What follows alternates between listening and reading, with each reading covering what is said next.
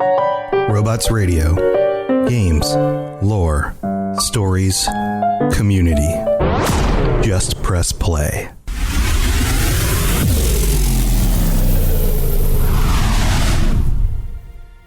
Welcome to the Fallout Lorecast, the podcast that explores the boundaries of our knowledge about the world of Fallout.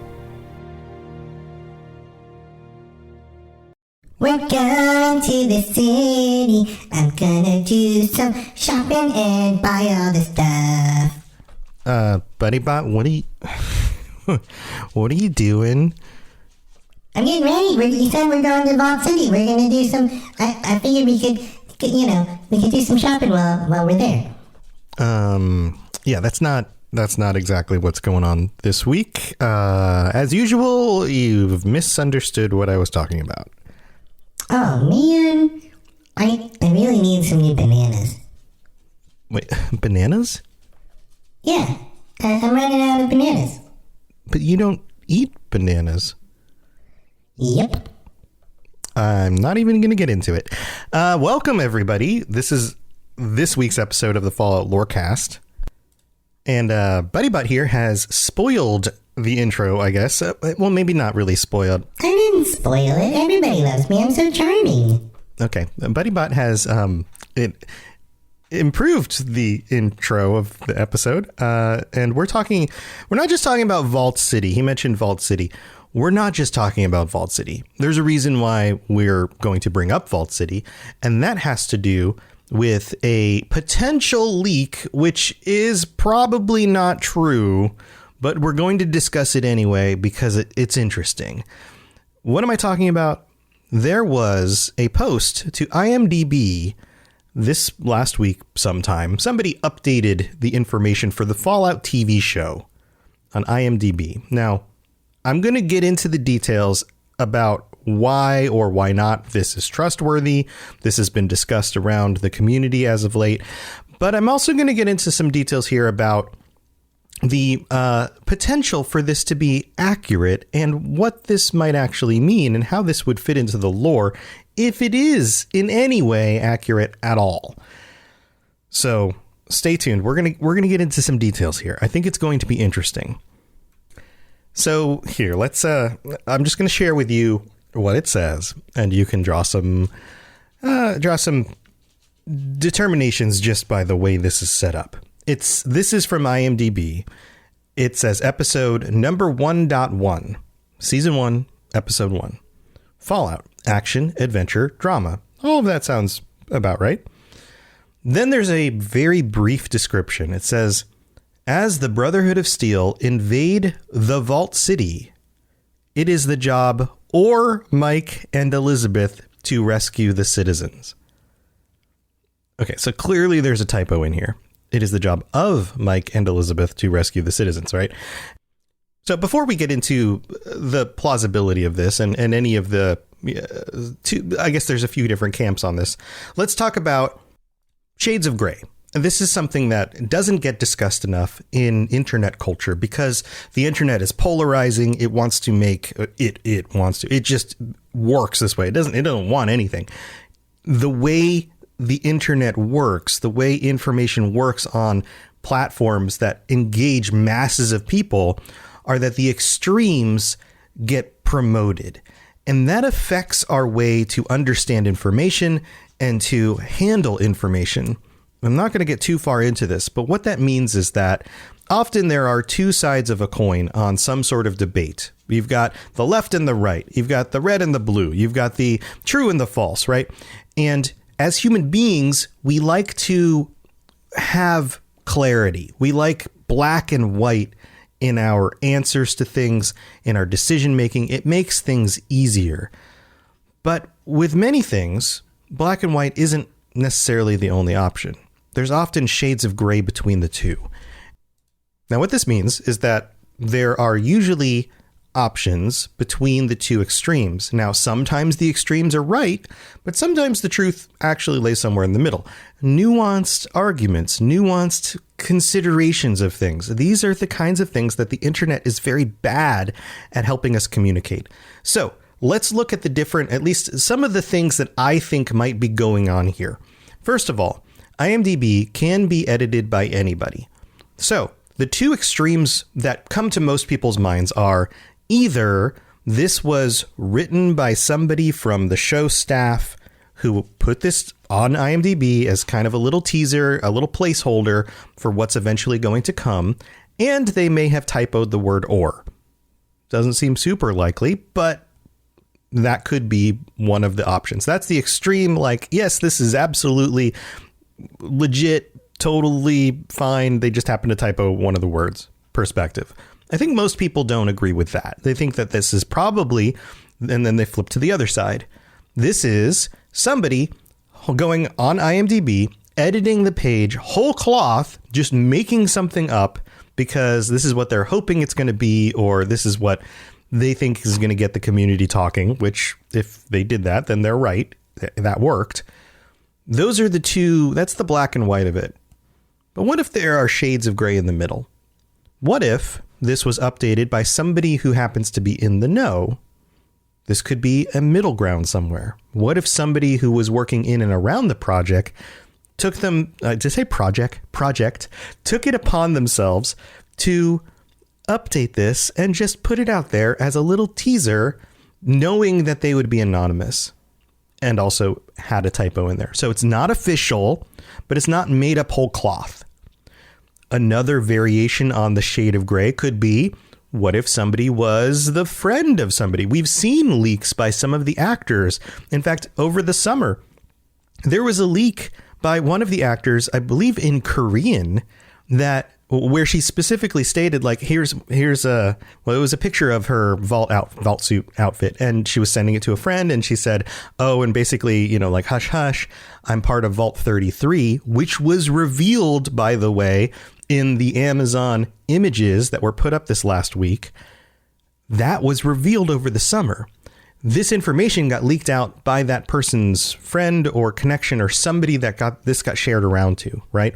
So there are these variations of possibility all within the middle of this spectrum that could be a little bit more than somebody just making this all up, but a little bit less than it being official. So with that all said, there's a chance that this could be true. There's a chance that, and let me read it again, as the Brotherhood of Steel invade the Vault City, and this sounds like it's being translated by somebody else from a different language. Maybe somebody who was Korean, who knows? But we probably would have said, as the Brotherhood of Steel invade Vault City, it's the job of Mike and Elizabeth to rescue the citizens. Now, this does read like a little summary you would get on an episode of a show that doesn't spoil too much, but gives you a basic setup to understand and have an expectation of what's to come. So the tone of it actually matches in some ways. So assuming that there might be some credibility to this, let's take this another step and see what we could piece together about what this might actually mean. And we're going to get into the nitty gritty here about the Brotherhood of Steel, Vault City, the events that might have been surrounding those two organizations or places. And then also Mike and Elizabeth. Let's start with the names Mike and Elizabeth. Now let's go back to Vault City. If you guys don't recall, this is something that came up in the episode I did about Fallout 2. Vault City shows up. It is in northern Nevada. Okay, so Nevada. We're not talking close to New Vegas. This is like the northern side of the state, but relatively close to some of those events and some of the things going on in that part of the world, right? We're talking West Coast. And Vault City, just to give you a little bit of a refresher, a little background, is a city that was developed from the inhabitants of Vault 8. They left the vault, they founded the city, they created their own totalitarian government, but it was working, and they were independent. In the events of Fallout 2, we find out that the NCR has been trying to get them to join them and using some nefarious ways in order to do this. But otherwise, Vault City is seeking to stand on their own. We also know that Vault 8 had a GEC. So this might come into play. The GEC is a piece of technology that most other places will never have even seen and is extremely rare. So let's get into the names here. Mike and Elizabeth. Who do we know lives in Vault City? Well, there's a whole list. The internet has lists of this stuff. You can play the game and get the lists, along with a group of citizens, slaves, and guards who tend to be unnamed. We have Lynette, Dr. Troy, no first name, Lydia, Randall, Stark, Thomas More, Curtis, Amanda, Joshua, Barkus, which sounds like a last name, right? Dr. Andrew, Ed, Mr. Smith, again, only last name, Skeeve, which is a nickname, Wallace, Harry, Senior Councilman McClure, Valerie, and Cole. Notice how many of these names in here aren't first names. So there's opportunity here for either of a number of these people to be a Mike or an Elizabeth. Also, let's think about the names Mike and Elizabeth. Mike and Elizabeth are both traditionally popular names in the 20th century. Among, for example, my father's generation, people, the baby boomer generation, Mike was actually, I believe it was the most or the second most popular name for boys. Elizabeth also, in that other generation, that older generation, was much more popular back then. To be pulling names from the same time period that we would be pulling, say, the music of Fallout makes a lot of sense. So whoever picked those names, those seem accurate. Those seems like the names that you would get from a world that was stuck in the 1940s, 1950s, 1960s. So those track. But the question is, okay, who are these Mike and Elizabeth? Do they even come from Vault City? Do they show up and are they visitors? Are they traders? We don't know, right? Why are they there to save the citizens? Again, we don't know. We don't know. All we know is Vault City and the Brotherhood of Steel. But this does give us a sense of the timeline. Vault City, the Brotherhood of Steel. If Vault City is being invaded by the Brotherhood of Steel, could this have possibly happened during the events of Fallout 1 or Fallout 2? According to the games, that hasn't happened. As far as we know, it hasn't been brought up, it hasn't been mentioned, and the Brotherhood has basically maintained their distance from Vault City. They haven't been active in what's going on there, as far as we know. But if we take the timeline out a bit, and we move from the 2240s to the 2250s and 60s, then we end up in the range of the Brotherhood and NCR war. And the Brotherhood gets more and more desperate. You can go back and listen to that episode. I talk about this. And as the Brotherhood gets more and more desperate, they're seeking more control, and they're doing things that are more desperate in order to gain control of technology, of resources. Think back to the episode about Helios 1 and Operation Sunburst and all of the terribleness that happened during that time with the NCR. And also, if you hear some knocking and weird sounds, I've got people working on the roof, and I apologize if that's coming through the microphone. So I apologize about that. So let's dig a little bit more into the names, though. So let's see. During the time period of Fallout 1 and Fallout 2, are there any characters named Mike or Elizabeth? And it turns out that we do get some characters named Mike. There's one character named Elizabeth that I could find, and she was from Cut Content. And according to the wiki that she shows up in, she was a scout for the followers of the Apocalypse in 2161. So this is Fallout 1. This is like just at the beginning of the Fallout 1 story, and would be 100 and maybe 100-ish years, 80 years before the events post Fallout 2, if that's when this occurs. So this is too early in the timeline. So this Elizabeth probably isn't one of the characters we're talking about here. But we do have a series of characters with the name Mike. Let's go through them. We've got Mike from Fallout 1, who is an Old Town guard. We have Mike the Nightkin, which was actually a guard and cut content from Fallout 1. We have Mike the Masticator, the heavyweight fighting champion on the onset of Fallout 2. Probably not likely. We have Mike Wright, a member of the Wrights mentioned in Fallout 2. Okay, let's put a pin on that one. We have Mike Lawson, the head engineer of Hoover Dam in New Vegas. Probably not this, if these events happened between Fallout 2 and New Vegas, which seems to be the speculation here.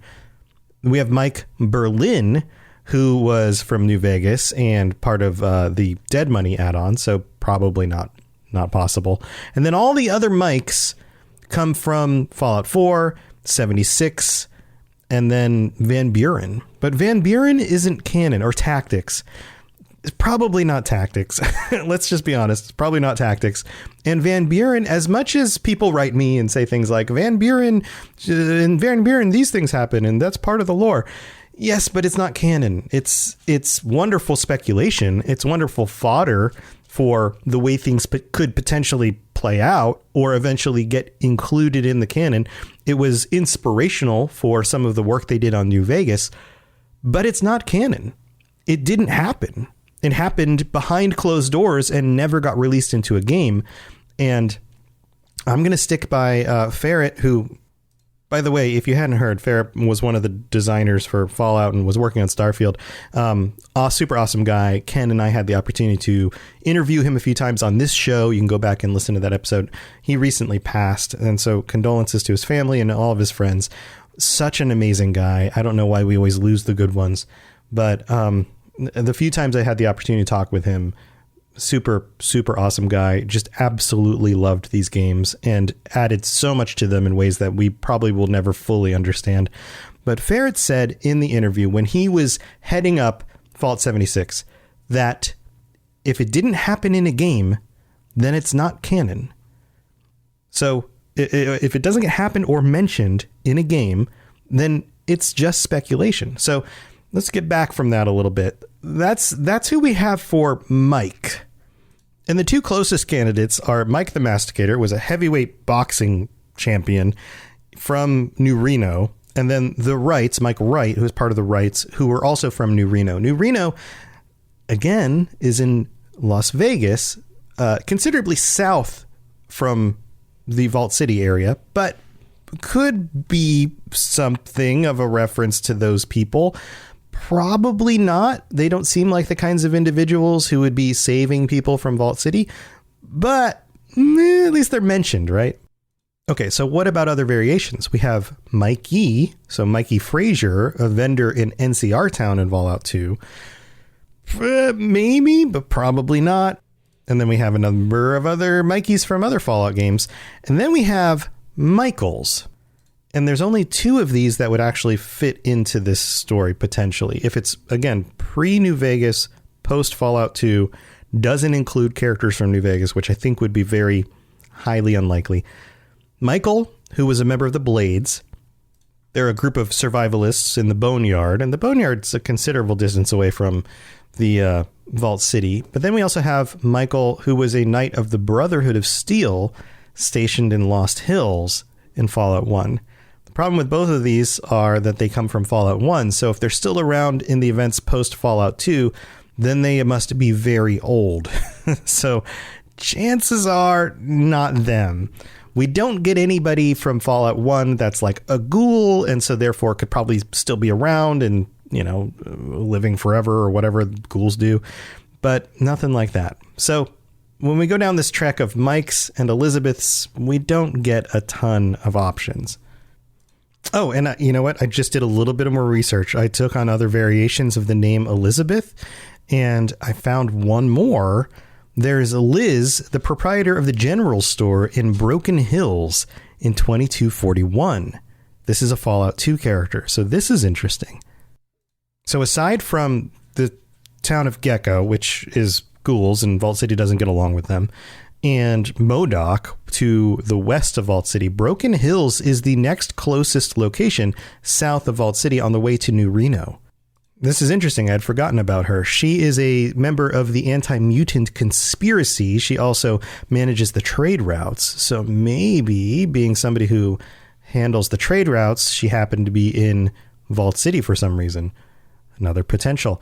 So at least this one is in the right time frame, right? Sometime after 2241.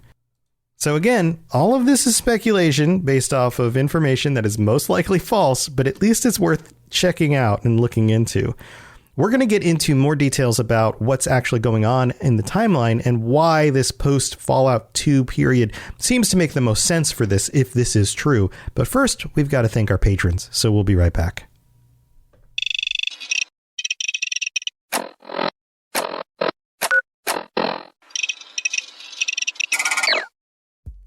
It's time for that spring reset. I'm taking a look at everything in my closet and figuring out that, oh no, this absolutely needs to go. And it's about time I replace things so that my clothes aren't older than my 15-year-old. Now you might think that they lasted that long because they were well made, but no, they're in terrible condition.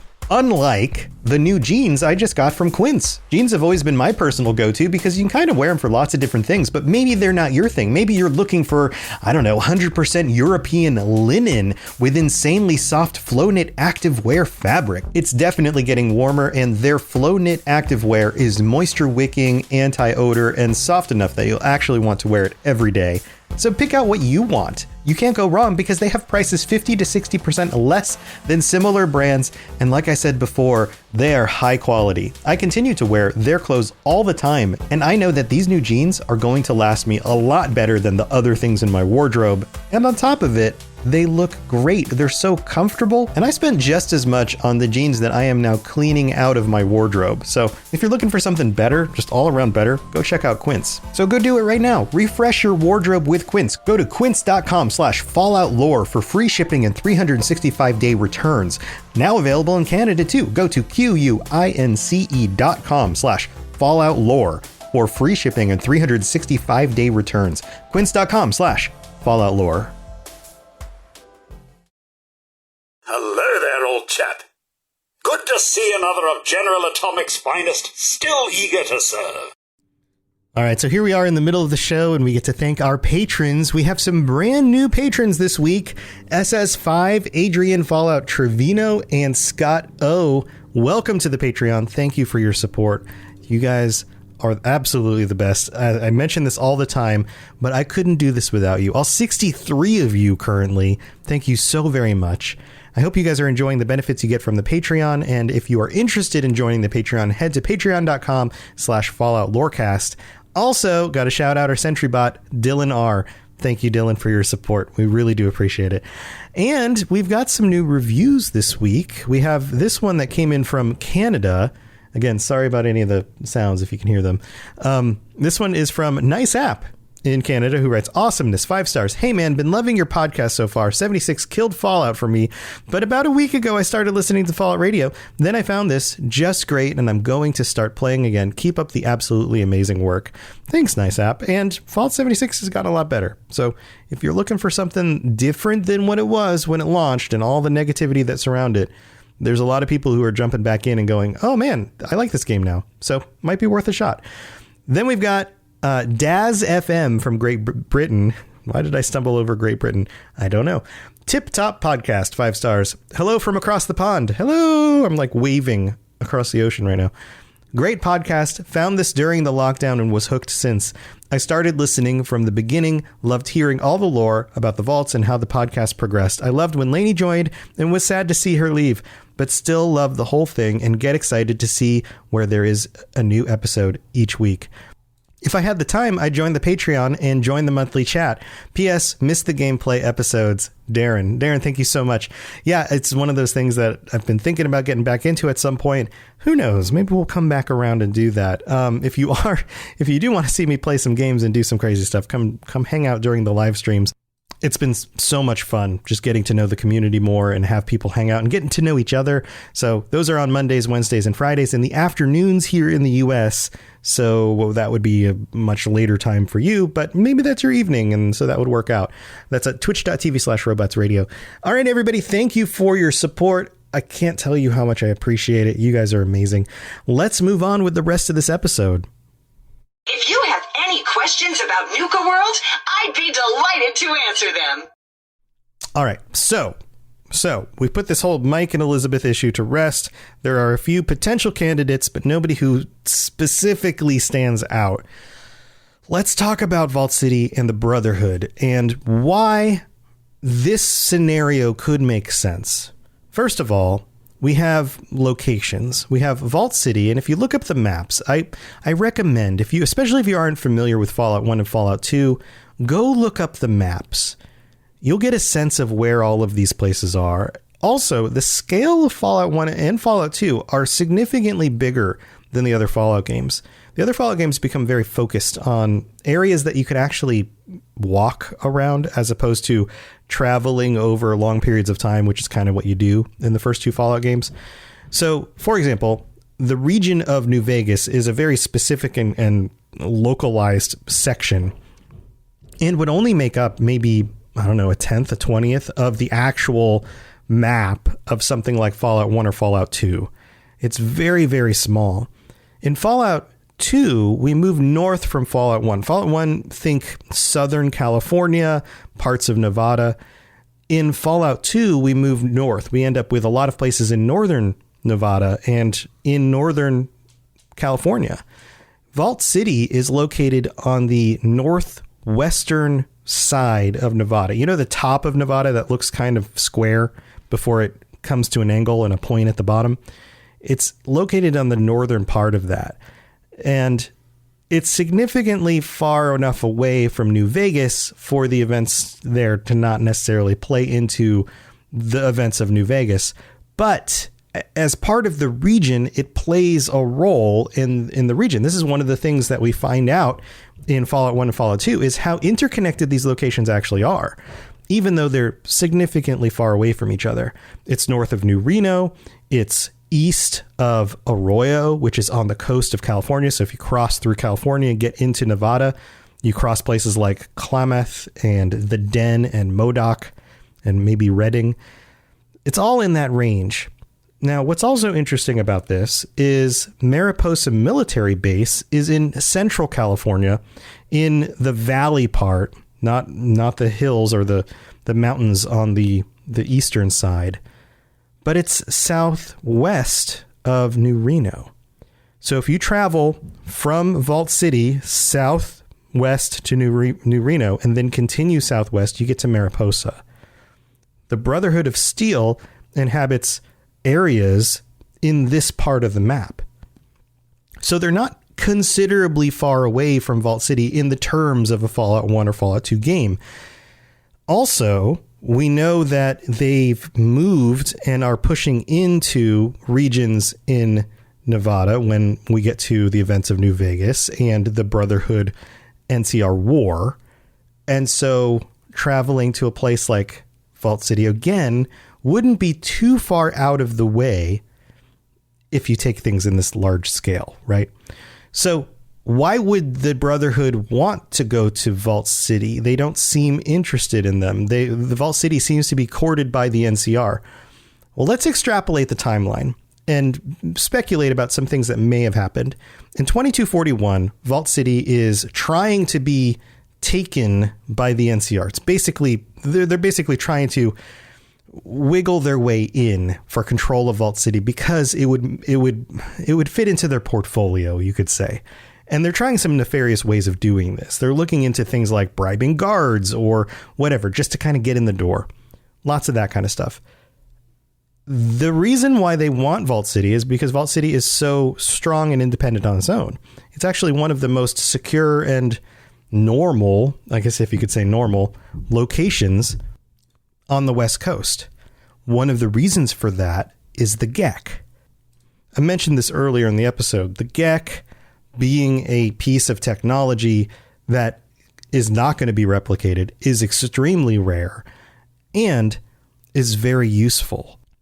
And just to remind you guys, the GEC is the Garden of Eden Creation Kit. It is a terraforming device that can turn a desert wasteland area into a place that's livable, a place that people can grow food and survive. If the Brotherhood is looking to control technology across the wasteland, then they're not just looking for things like weapons. something that can terraform the world around them is an extremely appealing target. Now, Vault City is unique for another reason as well. Part of the reason why the Gek was so potent is because they paired it with a power source that could make it work to its full potential. A fusion generator. You see, the fusion generator in Vault 8 is still operational. It is still running after almost 200 years. The thing still works. So a combination of a working fusion generator and a Gek would be a very valuable target for anybody in the Wasteland.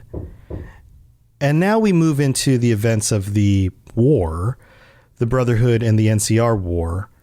There's a few things that could have happened here. One, maybe the NCR doesn't take over Vault City. They're not incorporated into that area. And so therefore, Vault City would be a strategic location for the Brotherhood to hold against the NCR so that they never do get control of Vault City.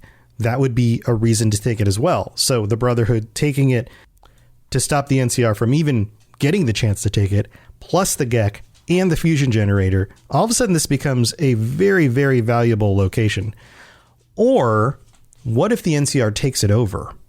And we learned about the conflicts that happen closer to New Vegas, but if the Brotherhood is spread out across the West, then wouldn't there be conflicts in other places as well? So a place like Vault City being sieged by the Brotherhood because it's taken by the NCR could also make sense.